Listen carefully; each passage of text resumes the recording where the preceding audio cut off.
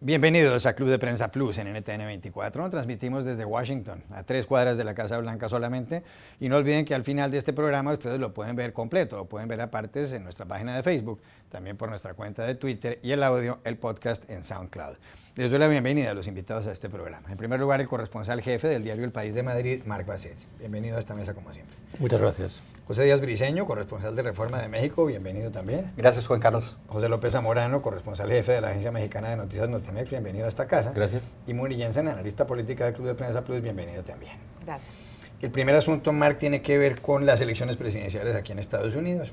Faltan 4 días, son el próximo martes, y se enfrentan Donald Trump por el Partido Republicano y Hillary Clinton por el Partido Demócrata. Ya menos mal estamos llegando a las elecciones, a ver si se puede también cambiar de tema. Pero el asunto tiene que ver con las encuestas de las últimas horas, porque según dice un artículo del diario The Washington Post, si las elecciones fueran hoy, podría llegar a haber incluso un empate. Hay que recordar que en este país se vota no directamente por el candidato de un partido, sino por los miembros del colegio electoral. Hay 538 miembros en ese colegio. Cada estado tiene un número de miembros que van ahí. El que tiene más es California con 55, el segundo es Texas con 38 y los terceros son la Florida y Nueva York, cada uno con 29. Por eso son estados claves. Lo que dice el Washington Post es que nunca antes en esta campaña Donald Trump había estado tan cerca de la presidencia. Y advierte incluso que podría llegar un empate, a producirse un empate, de manera que tanto Trump como Hillary Clinton podrían lograr 269 votos en el colegio electoral. Se necesitan 270 para ser presidente. Caso en el cual la Cámara de Representantes tendría que elegir al presidente y definirlo. La Cámara de Representantes tiene mayoría del Partido Republicano. Esto, por supuesto, es un escenario que suena un poco extraño, pero usted, que se ha recorrido medio país en esta campaña, ¿cree que Trump está tan cerca de ser presidente como dice el Post? Está cerca en la medida en la que es el candidato del Partido Republicano, y el Partido Republicano es un partido con muchos votos, y durante toda la campaña, desde hace meses, los sondeos han reflejado una ventaja de Hillary Clinton, pero con excepciones. En algunos momentos excepcionales lo habitual ha sido una ventaja no excesiva, 4 o 5 puntos. Quizá ahora estos últimos sondeos se ha reducido. Yo creo que la última semana estamos un poco a oscuras, hay que reconocerlo. Hay muchos sondeos, hay sondeos contradictorios. Realmente sabemos muy poco de cuál es el estado y el termómetro de la opinión pública en este momento. Por lo tanto, yo creo que hay que tomar todos estos sondeos con mucha cautela, y creo que también hay un deseo de algunos analistas, de algunos que realizan sondeos, de poner todos los huevos en la cesta, ¿no? Es decir, si gana Trump, ya dijimos que Trump estaba a punto de ganar, pero luego hay sondeos que dicen todo lo contrario. Y si por ejemplo, se mira el mapa electoral, se mira la demografía, el voto latino, también podría argumentarse, del mismo modo que este argumento de que Trump puede ganar y estaba cerquísima de la victoria, se puede sostener y argumentar bien. También se podría argumentar que por la demografía y por el mapa electoral, es decir, por los estados, quién gana en cada estado y quién domina, Hillary Clinton lo tiene bastante fácil para ganar. Yo no defiendo ninguna de las dos opciones, pero creo que básicamente estamos a oscuras, que Clinton, si hacemos caso del largo plazo de los sondeos, que es lo que hay que mirar, ha estado dominando desde el principio. Pepe López Zamora, ¿no es factible que gane Trump? Porque antes de entrar a este programa usted decía que Trump está contra todo y contra todos. Siempre es posible, yo creo que es improbable. Coincido con Marc en el sentido de que, a pesar de que la dinámica ha cambiado relativamente en las últimas 2 semanas, especialmente desde esta injerencia del FBI en el proceso político con este ambiguo documento, memorando que envió su director James Comey, la realidad es que no la ha alterado en lo fundamental. Y seguimos viendo que, aunque sea en menor medida, Hillary Clinton sigue manteniendo ventajas donde importa. Es decir, probablemente con la excepción de Nueva Hampshire, donde algunas encuestas recientes muestran que ha estado perdiendo un poco de terreno, creo que se mantiene bastante sólida esta pared, este muro de contención de los estados azules, los estados demócratas que ganó Barack Obama en 2012. Y no solo eso, queda claro también que ella tiene la posibilidad de ganar algunos estados rojos, y con eso echaría por tierra esta teoría, ¿no?, de la posibilidad realista de que Donald Trump llegue a la presidencia a través de un número mayoritario del colegio electoral. Cuando vemos todas estas cifras, y lo entiendo porque probablemente en ninguna elección hemos recurrido tanto a las estadísticas como ahora, y probablemente en ninguna elección haya habido tantas estadísticas, estamos hablando casi de 340 encuestas que están midiendo el pulso de la opinión, y muchas disparatadas. Entiendo que hay este prurito por encontrar las posibilidades reales ya, pero lo que es verdad, creo yo, es que en la medida que Hillary Clinton mantenga este empuje de último momento, y se está valiendo de una artillería pesada, ya sabemos de todo el establishment político demócrata, creo que tiene mejores posibilidades. Me parece que probabilísticamente es mucho más complicado geográficamente, estadísticamente, que Donald Trump pueda llegar a la Casa Blanca. Sin embargo, la gran interrogante para mí sigue siendo la posibilidad de que se haya subestimado la contabilidad de los votantes que suelen no participar en los sondeos, y por lo tanto esa proporción de non-voters, que les llaman aquí, los que nunca participan y que no fueron tomados en cuenta, pudieran hacer la diferencia si estamos hablando de carreras cerradas de 2 a 3 puntos porcentuales en los estados campos de batalla. Así que en este momento las apuestas están en la mesa. Sigo creyendo que Hillary Clinton tiene la de ganar, pero nadie sabe. Es que si gana Trump les ganaría a los Clinton, a Hillary Clinton, a Bill Clinton, le ganaría a Barack Obama, un presidente con mucha popularidad, le ganaría a Joe Biden, el vicepresidente de Estados Unidos, que es un hombre muy popular, ganaría sin el respaldo de la mayor parte del Partido Republicano, de los pesos pesados, por decirlo de algún modo. Ganaría contra los editoriales del periódico The New York Times, del diario The Washington Post, de muchos periódicos, y más adelante hablaremos de esos que tienen que ver con que han apoyado tradicionalmente a republicanos y ahora han cambiado de parecer. Ganaría contra muchos banqueros de Wall Street, ganaría contra la mayor parte de los empresarios, contra la mayor parte de Hollywood. Si gana Trump, ¿qué pasaría si gana Trump de esa forma? Sería una sorpresa mundial, porque también ganaría en contra de la voluntad de gran parte de Occidente, que mira con ojos de mucha preocupación un triunfo de Trump. De todas maneras, yo creo que seguiría siendo una sorpresa, y sería una sorpresa gigantesca, pero los números siguen favoreciendo una victoria de Hillary Clinton, porque ella representa, aparte de todos los últimos sondeos, un grupo demográfico que está creciendo, es decir, los votantes demócratas como grupo demográfico es un número que se está ampliando, mientras que los republicanos se están achicando, y es un número que está ampliándose en participación, como hemos visto en el caso de los hispanos, mientras que en el tema de los republicanos, aparte del votante neto de Trump, que es el hombre blanco de clase media, es un grupo que está contrayendo, o sea que la matemática favorece a Hillary Clinton. De todas maneras, es importante que ella se active en estos últimos días, porque es una campaña desordenada y rara. Uno no se imagina que esta señora ya ha sido candidata a la presidencia por el tipo de campaña tan desarticulada que ha conducido por segunda vez. La primera vez se le criticó mucho la campaña de Hillary por falta de orden. En este momento está repitiendo los mismos errores. Así que es importante que la campaña de Hillary se ponga en las pilas. Lo que pasa es que hay un factor adicional, y es, si llega a ser un resultado tan cerrado como el que usted ha expuesto y que dice el Washington Post, lo que va a ser muy difícil es el miércoles por la mañana qué va a pasar en este país. Y si gana Trump, que para algunos es un escenario terrible, para algunas personas aquí en Estados Unidos, ¿seguiría este país con la autoridad moral para dar lecciones de qué es la democracia más sólida del planeta? Caray, Juan Carlos, ese es un aseveramiento un poco duro, porque finalmente Trump está jugando bajo las reglas electorales. No me parece en este momento que él, esté inventando un fraude o que se esté valiendo de cosas moralmente deleznables, pero hasta el momento no ilegales. Incluso el no presentar sus declaraciones fiscales no es una obligación legal en Estados Unidos. Pero lo que sí creo es que las encuestas en este momento nos enturbian mucho el panorama, y lo único que podemos ver exactamente nosotros como las personas que cubrimos en estas elecciones, exactamente dónde están los recursos. Y eso sí, la participación será clave de la maquinaria política que tiene el Partido Demócrata y la campaña de Hillary en todos los estados.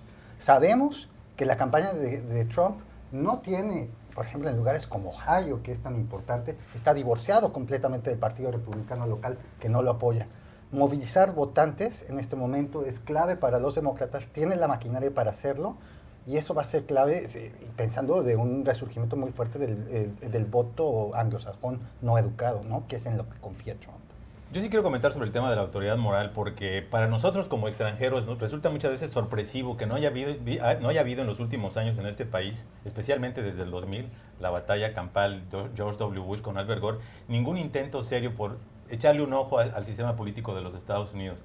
El papel creciente y la influencia desmedida que tiene el dinero en las elecciones es gravísimo. Estas elecciones van a costar más de 6,000... Pero van más allá de Trump, Pepe. Para allá voy. Cuestan más de 6,500 millones de dólares. La decisión de la Suprema Corte de Justicia de permitir dinero ilimitado de corporaciones, de sindicatos, de multimillonarios que están aportando cantidades nunca antes vistas a ambas campañas también no tiene precedente.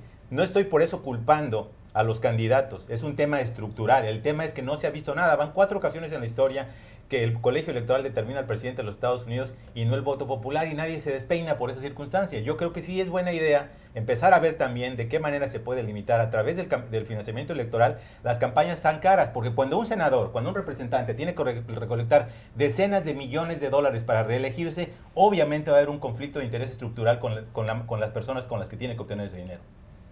Yo creo que esta cuestión de la financiación de las campañas es un tema gordo que afecta a la democracia, pero afecta a los dos candidatos, claro, porque creo que, y los pone en igualdad de condiciones, mejor dicho, y yo creo que con respecto a su pregunta, y es que un triunfo de Trump le quita argumentos a Estados Unidos como gran guardián de la democracia y la libertad.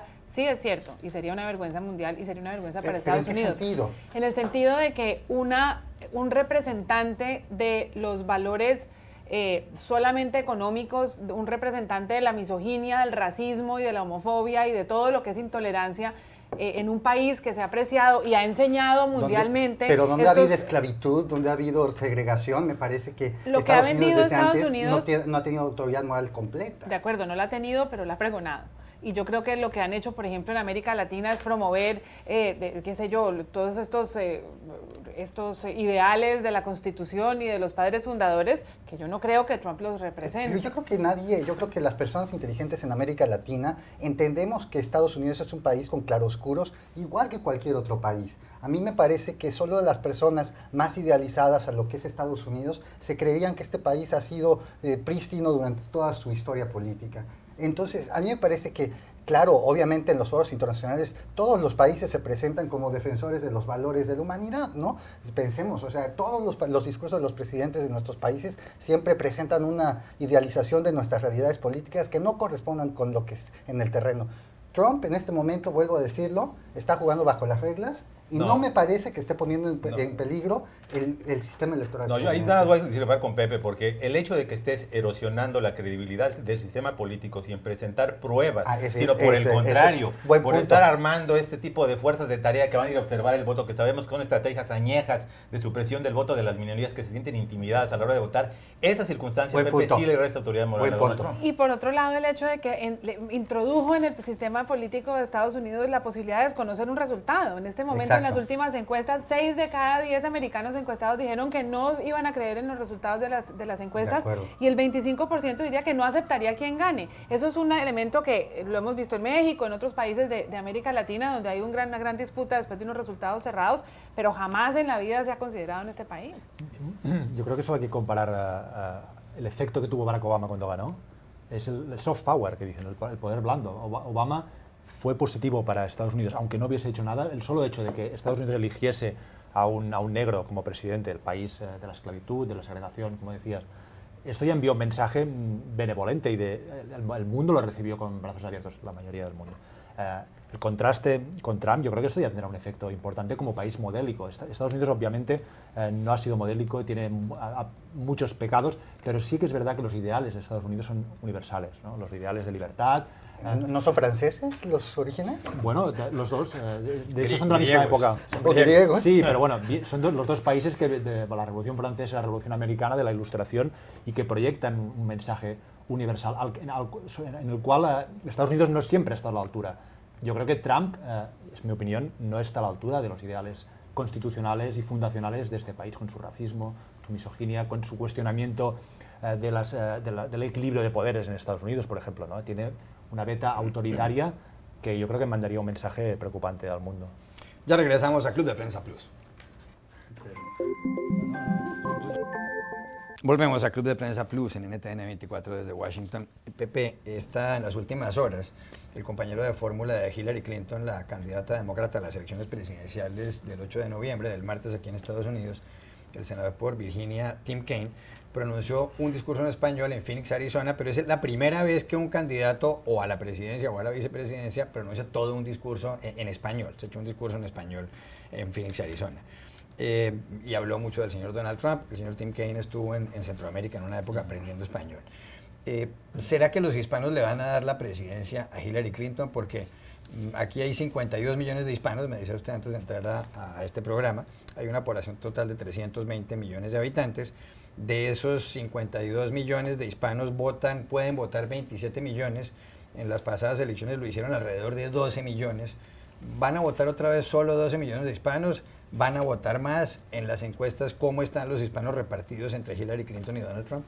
Creo que sí existe, Juan Carlos, respondiendo a tu pregunta, una oportunidad histórica. Que los hispanos, ahora sí, sean un factor absolutamente decisivo en las elecciones presidenciales. Es verdad que tenemos todavía serios déficits, todavía algunos analistas andan hablando si el gigante dormido de la política ya despertó, anda en pijama o qué le está pasando, pero la realidad es que lo que estamos viendo preliminarmente, por lo menos tomando en cuenta las estadísticas del voto temprano, es que hay un nivel de entusiasmo y participación mayor de lo que originalmente se preveía. La estimación original de Naleo, probablemente la más autorizada, junto con Latino Decisions, de la participación tentativa para el 2016, era 13.1 millones de votantes latinos, que sería un aumento en números absolutos, pero proporcionalmente un poco menor que en 2012, lo cual ya era de suyo preocupante. Una encuesta paralela previa al inicio del voto temprano del Pew Center había anticipado que iba a reducirse el entusiasmo y que incluso Hillary Clinton iba a recibir menor apoyo que Barack Obama en 2012. Parece que la realidad está desmintiendo esas proyecciones, qué bueno, positivamente. Ahora se habla de un extremo positivo de casi 14.7 millones de votantes latinos en esta elección. En el estado de Florida, quizá el caso más paradigmático, ha habido un incremento del 139% de la participación de latinos en lo que es el voto temprano, en una nueva coalición Clinton, no la antigua. Ahora estamos hablando de puertorriqueños, mexicanos, venezolanos, nicaragüenses, que de alguna manera están opacando lo que antes era el poder central del voto cubanoamericano. Así que por el carácter central que va a asumir el estado de Florida, y no solo Florida, podemos meter en esta leña también a Nevada y a Colorado también, por ese carácter central es muy posible que si una afluencia significativa de votantes latinos se continúa materializando en este voto temprano y el día 8 de noviembre, y si estas diferencias pequeñas de brecha que existe de Hillary Clinton de ventaja se los da el voto latino, se podría hacer un buen argumento en favor de que el voto hispano fue decisivo. Y por eso no me sorprende que la señora Clinton haya estado cortejando el voto latino de manera insistente en las últimas semanas. Algunos habíamos pensado que tardíamente, a diferencia de lo que hizo Barack Obama en 2012, pero el hecho de haber traído a Vicente Fernández, a Maná, a los Tigres del Norte, hay que reconocerlo. Está haciendo una pequeña diferencia y probablemente esto sea muy decisivo el 8 de noviembre. Pepe Díaz Briceño, que ha viajado por todo el país aquí viendo hispanos. 4 estados claves son donde van a hacer la diferencia los hispanos. 1, Arizona, donde el señor Kaine dio su discurso en español ayer. 2, Florida, donde Jennifer López y Mark Anthony dieron un concierto en apoyo a Hillary Clinton. Pero ya están empatados los candidatos. 3, Nevada, donde Vicente Fernández y los Tigres del Norte dieron su apoyo. Y Carolina del Norte. Carolina del Norte tiene una población de votantes registrados hispanos de solo 2.2%, y ese margen, dependiendo de la participación de los latinos allí, puede hacer la diferencia. Es tanto que lo sabe la secretaria Clinton, que mandó, por ejemplo, a Eva Longoria a hacer campaña en un pueblo que se llama Greensboro, bueno, es una ciudad, no es un pueblo, en Greensboro, y para tratar de animar a los latinos jóvenes, muchos jornaleros agrícolas mexicanos, sus hijos ya son ciudadanos, hay muchos investigadores en los centros de investigación en Raleigh y Durham, y ahí es donde, en esa pequeña franja, puede que los latinos hagan la diferencia. Marc Bassett, que también se ha recorrido a medio país. Sí, es fascinante ver cómo este país está pasando por una transformación social y demográfica impresionante, básicamente con la minoría latina, que incluso llega al Nuevo Sur, ¿no? Carolina del Norte, que no son estados tradicionalmente latinos, o en Pensilvania. Estuve hace unos días en Reading, una ciudad industrial en Pensilvania, donde no es ni Florida, ni Texas, ni California, y sin embargo el 60% de los habitantes son latinos, ¿no? Pues es fascinante, creo, ver esta transformación y a la vez que el Partido Republicano presente a un candidato que tiene un discurso, ¿cómo podríamos decirlo?, xenófobo o contrario a los latinos o a los inmigrantes latinos, ¿no? Y yo creo que esto es una prueba casi de laboratorio muy interesante que veremos el martes. Es decir, ¿puede un candidato ganar en un país que está, donde ya nacen más niños de minorías que blancos de origen europeo? ¿Puede ganar un candidato con un mensaje de tonos racistas? A mí me pareció muy llamativo y muy respetuoso el discurso de Tim Kaine. Me parece que no va a hacer la diferencia. Yo creo que una persona que está viendo televisión en la casa dice, ay, tan querido este señor hablando en español bastante mediocre, respetable. ¿Quién es él? O sea, ¿le parece insulso? No, me pareció respetuoso. Me parece que es un acto de respeto con la comunidad hispana y un acto clarísimo de búsqueda del voto latino. No me parece que va a hacer la diferencia. Y creo que es porque mucha gente no conoce bien a Tim Kaine y le importa mucho de Tim Kaine dentro de la campaña. Importa más, eso sí, Eva Longoria y Jennifer López y todos los demás, lo que llaman aquí surrogates o terceros que llegan a validar. Incluso también importa más el discurso que pronunció Barack Obama en Miami con un público mayoritariamente hispano. Yo lo que creo es que esta campaña la definen o los hispanos o los que odian a los hispanos. Y ya es ahí donde está la diferencia de los votos. Yo coincido, o sea, Tim Kaine no es Sarah Palin, definitivamente. Pero creo que lo que está queriendo mandar la campaña de Clinton como mensaje es el tono de respeto a la comunidad. Sí. Y creo que eso hace la gran diferencia. Es imposible que tú escuches a un candidato sobre su plan de gobierno si lo primero que hace es insultarte diciéndote que eres un violador. Entonces yo creo que ese cambio de tono puede ser subliminalmente un subtexto muy importante de la conexión de Hillary Clinton con los latinos. Coincide con lo que dice Muni Jensen en el sentido de que esta campaña la definen los hispanos o los que odian a los hispanos. Si gana Trump, ¿habrán ganado los que odian a los hispanos? Definitivamente, si analizamos quién está detrás de la campaña de Trump, particularmente en el área ideológica, los que lo apoyan son el staff del senador Jeff Sessions, que fue el senador más opuesto a la reforma migratoria que beneficia a muchos inmigrantes de origen latino, muchas familias de estatus mixto, legales y que tienen miembros indocumentados.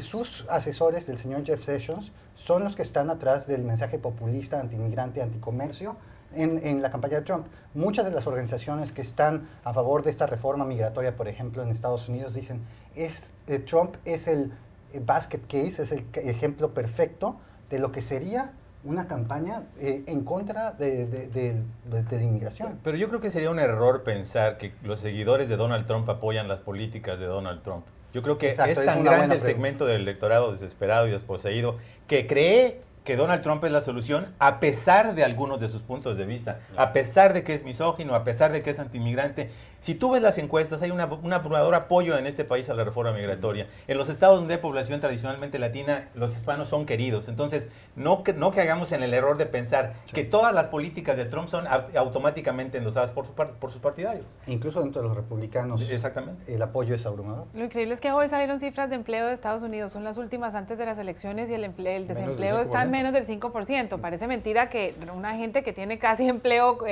completo esté con miedo al comercio y miedo a los inmigrantes. Ya regresamos a Club de Prensa Plus.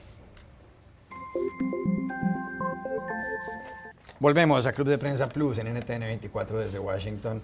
Pepe Díaz Briceño, hay una información en el diario El País justamente y también ha aparecido en muchos periódicos mexicanos acerca de los efectos que tiene la campaña electoral, sobre todo las encuestas, en la moneda mexicana, en el peso mexicano. Cuando en las encuestas sube Donald Trump, el precio del peso mexicano cambia totalmente. Por ejemplo, en algún momento cuando Hillary Clinton sufrió esa especie de desvanecimiento y dijo que había tenido neumonía, el precio del dólar subió en México, llegó a estar por encima de los 20 pesos.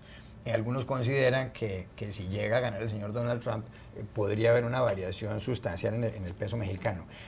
Además, habría consecuencias en lo que tiene que ver con el NAFTA, el Tratado de Libre Comercio de Norteamérica, que suscribieron ya hace varios años México, Estados Unidos y Canadá.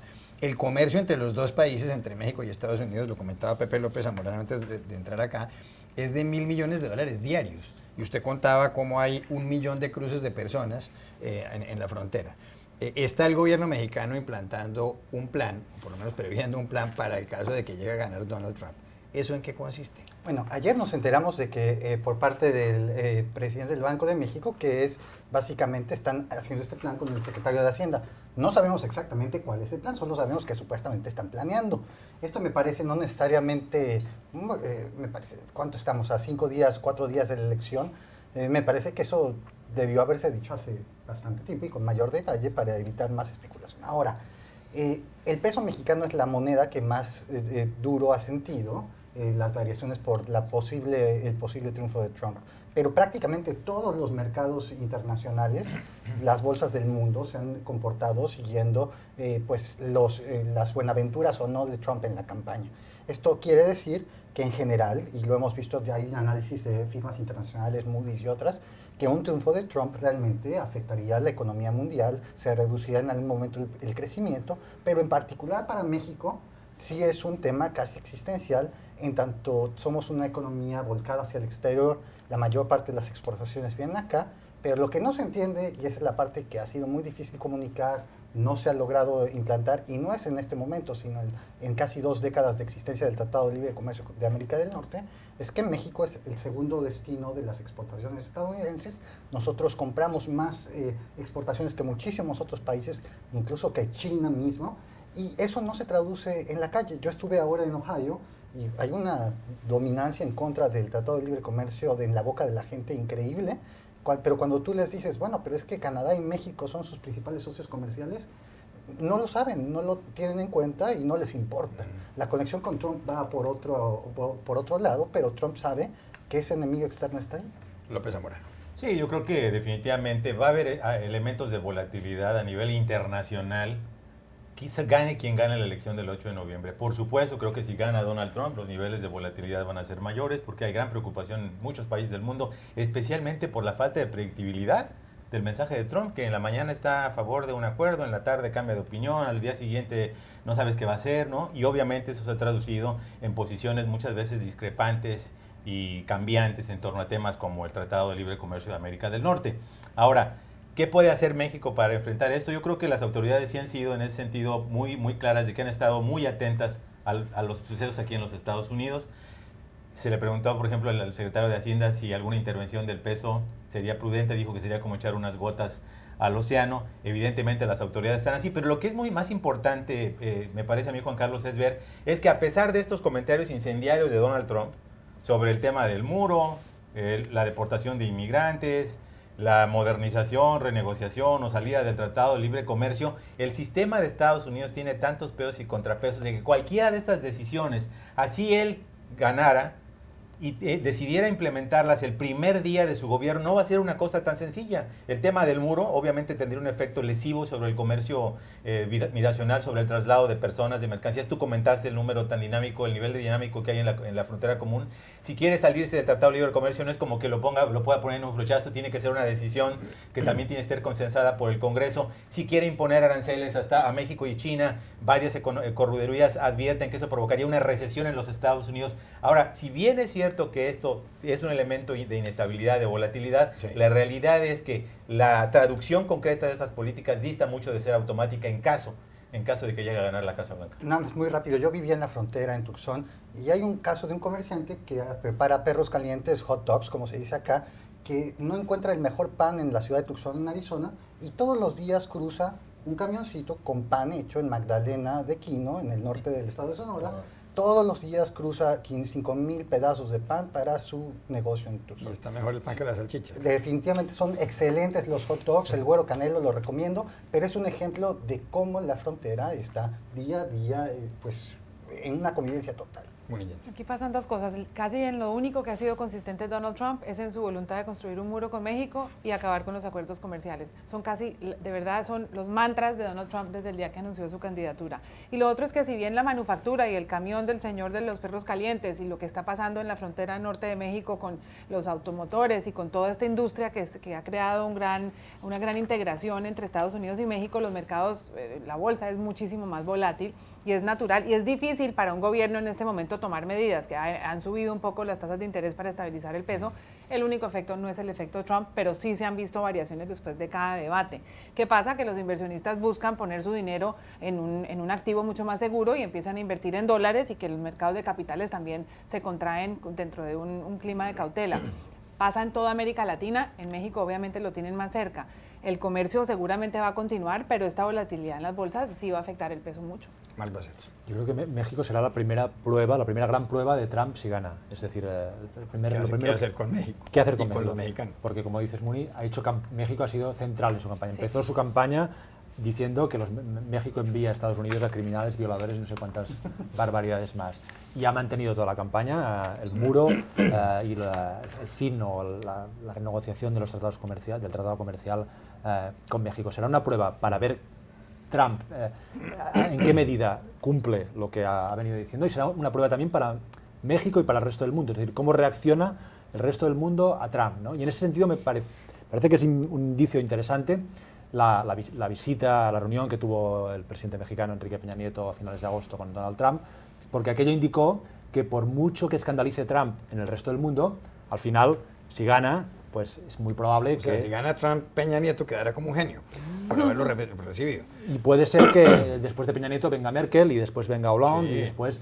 Es decir, que por mucho que horrorice, escandalice, pues se le normalice. Yo creo que Peña Nieto dio un primer paso en la normalización, homologación de Trump. Hizo una metida de pata monumental en la mitad de una campaña y que salió muy mal parado. Eso no fue una gran jugada estratégica. Tan mal fue que tocó salir de su principal asesor a un costo político enorme. O sea, eso no fue una jugada calculada y estratégica. Fue una real metida de pata. Sí, pero para mí fue significativo en la medida que indicó que si Trump gana, Trump no será un paria internacional. Se podría haber imaginado que llega Trump... Trump es un oportunista, él vio la oportunidad de humillar a México y lo hizo. Sí, y si es presidente, ¿cómo será? ¿Le aislará la comunidad internacional? ¿La OTAN le aislará? ¿El G8 le aislará? O al revés, intentarán decir, bueno, es el presidente de Estados Unidos, no importa su... Ese es un punto interesante. Yo creo que no es posible aislar al líder de Estados Unidos. Lo que sí es que si tenemos el escenario en que pierde el 8 de noviembre, la elección de las elecciones de Estados Unidos va a ser que no se puede atacar lesivamente, injuriosamente a una comunidad como la de los mexicanos sin pagar un costo político. Yo entiendo el punto de Mark y creo que es notable que obviamente se tendría que lidiar con Trump, pero justamente por la normalización que hizo Peña Nieto de Trump es precisamente lo que a mí me hace ver que fue una metida de pata. Coincido con Muni que no podías normalizar, siendo el país más insultado en la campaña, al señor Trump. Exactamente. Cambio de asunto, la revista The Economist dice que muchos periódicos han apoyado en esta campaña a Hillary Clinton, incluso periódicos que tradicionalmente apoyaban a los candidatos republicanos, como el Columbus Dispatch, el Arizona Republic aquí en Estados Unidos y el Richmond Times Dispatch. Llevaban 9 elecciones apoyando a los candidatos republicanos, se han volteado para decir que no piensan respaldar a Trump. La revista The Atlantic, que en ciento y tantos años de existencia no había editorializado nunca a favor de un candidato, lo hizo a favor de Hillary Clinton. El USA Today, que por muchos años no había editorializado, en esta ocasión se decantó también por la señora Hillary Clinton. Pero sin embargo Trump sigue ahí, en las encuestas muy bien. ¿Quiere decir que la prensa perdió influencia? Yo creo que los endorsements, como dicen aquí, los apoyos de los periódicos a los candidatos, los editoriales, tienen poco impacto en la campaña.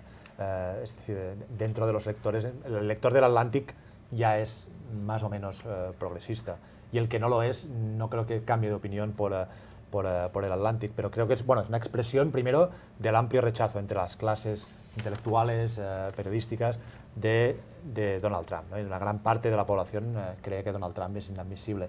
Y también, si le damos la vuelta, es una confirmación del argumento populista de Trump. Es decir, las élites están en contra de Trump y esto no hace más que confirmar que las élites en bloque se han unido y rechazan a Trump. 30 segundos. Sí, yo me quedo con la frase de Michael Moore, el cineasta progresista, que dice, el señor Trump básicamente para sus votantes es la mayor maldición contra el establishment que puede hacer y por eso lo votan. Y justamente esta cuestión de los periódicos lo confirma. El establishment está en contra de ellos, bueno, pues ahí les va. Medio minuto. Es verdad que hay un virtual consenso de la prensa en torno a la candidatura de Donald Trump y es negativa, lo cual es una hazaña porque es bien difícil que los periódicos se pongan de acuerdo en nada. Pero el hecho de que periódicos con posiciones tan disímbolas en todo el espectro político, tanto de izquierda como de derecha, coincidan que el señor es un peligro para los Estados Unidos, creo que es una voz muy elocuente en Estados Unidos. 30 segundos. Ha sido completamente sin precedentes el rechazo que ha habido de la prensa. 55 de los 100 periódicos más grandes de Estados Unidos han apoyado a Hillary Clinton y 1 a Donald Trump. Eso es cierto que no influye demasiado cuando se trata de los periódicos grandes que ya tienen sus votantes cautivos, pero hay unos que se han dado la pela bastantes, como el de Dallas, como Arizona, como San Diego, como Columbus, que sí tienen una base de lectores republicanos que han recibido amenazas, grafitis, fallas o pérdidas de suscriptores y que han tomado una decisión política de rechazar a Trump dentro de lo que es el entorno de los votantes de Trump. Ya regresamos a Club de Prensa Plus.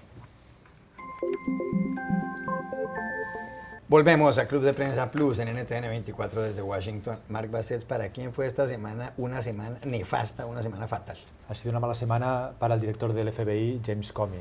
el director del FBI no tendría que tener ni buena ni mala semana, no debería hablarse de él en la última semana de una campaña electoral como la que estamos viviendo en Estados Unidos. Y sin embargo, ha sido uno de los protagonistas de esta semana, al revelar que el FBI está reexaminando unos correos electrónicos de Hillary Clinton, la candidata del Partido Demócrata. Esto ha sembrado dudas sobre el comportamiento de Clinton, de una candidata, ha supuesto una interferencia en la campaña, ha cambiado completamente el tono y la dinámica de la campaña cuando faltaban en el tramo final de la campaña. No es propio de una institución que debería ser neutral y cuidar mucho su neutralidad y el hecho de mantenerse aparte de la lucha partidista. No es propio de una institución como el FBI estar donde está ahora debido a la intervención de James Comey. Es más propio de un país, no es propio de un país, de una democracia desarrollada, que el FBI, que es un brazo policial en cierta manera, suelte información ambigua, mal explicada, críptica, como ha hecho Comey, y que ensucie de alguna manera la campaña. Por eso creo que ha sido una mala semana para él. Pepe Díaz Briceño, ¿para quién fue esta semana una semana fatal? Para Hillary Clinton, yo estoy exactamente en el extremo opuesto de donde está Mark, porque pienso que para quien sí fue justamente una mala semana para Hillary Clinton, porque es el primer ciclo electoral donde ella queda superada en los hechos, en la realidad, por los acontecimientos, ¿no? El tema del FBI, el memorando que envió al Congreso de una manera muy maleable, que pudieron utilizar en su contra de los republicanos, unificó a los republicanos, la puso en duda exactamente su carácter ético una vez más, rompió la barrera de seguridad que tenía con las encuestas que se escuchan en New Hampshire, y sobre todo pareciera que ninguno de sus excusas de que si es mujer, de que si se le ataque injustamente, que no se le reconocen sus logros, no le ha servido para tratar de explicar una cosa que es realmente no explicable. ¿Por qué usó un servidor privado cuando fue secretaria de Estado? Eso no lo ha logrado superar en la última semana y media y lo va a pagar en las elecciones. Pepe López Zamorano, ¿para quién fue esta semana una semana verdaderamente fatal? Estuvo dura la competencia, pero pongo en la lista a Huma Abedin, la mano derecha de Hillary Clinton, que por cierto, durante esta semana está missing in action, perdida en acción, no aparece por ningún lado. Durante años la conocimos como la sombra, literalmente, de Hillary Clinton, su asesora infaltable, y sin embargo en estos últimos días cobra atención por el hecho de que potencialmente pudo, por su contacto con su marido Anthony Weiner, haber utilizado una computadora donde quizá se pudieron haber transminado correos electrónicos que correspondían justamente a los correos de la secretaria de Estado Hillary Clinton. Se preguntaba Vanity Fair hace unos meses si Huma Abedin iba a ser el arma secreta o un dolor de cabeza de Hillary Clinton. Por desgracia no fue un dolor de cabeza, sino una migraña tremenda. Esperemos por la secretaria de Estado que esto se pueda de alguna manera aclarar antes de la semana de las elecciones. Se ve muy complicado. En ese sentido, Huma Abedin va a pagar un precio alto. Muniñense, ¿para qué fue esta semana una semana fatal? Otra mujer, otro país, para Theresa May, la primer ministra del Reino Unido, quien llegó al poder tras el voto a favor del Brexit que se llevó a cabo en el mes de julio y que desencadenó en la renuncia de David Cameron. Pues bien, Theresa May no ha cumplido 6 meses y ya está tambaleando en su cargo tras enfrentar otra crisis donde después de un fallo de la Corte que asegura que la votación de 17.4 millones de británicos para salirse de la Unión Europea no es válida sino después de que haya un debate y un voto en el Parlamento. Esto lo que hace es entrar otra vez en un gran proceso de debate, demorar el proceso de salida del Reino Unido de la Unión Europea, pone en cuestión la voluntad popular. Hay quienes sienten que ya se ha invalidado lo que originó este voto y debilita la posición de May. Ya se está hablando de elecciones anticipadas, se le acusa a ella no solamente de pobre liderazgo, sino de no tener ningún plan. Gracias por haber estado aquí, Muniñense. Pepe López Zamorano, Pepe Díaz Briceño, Marc Basset, y a ustedes los espero en una próxima oportunidad.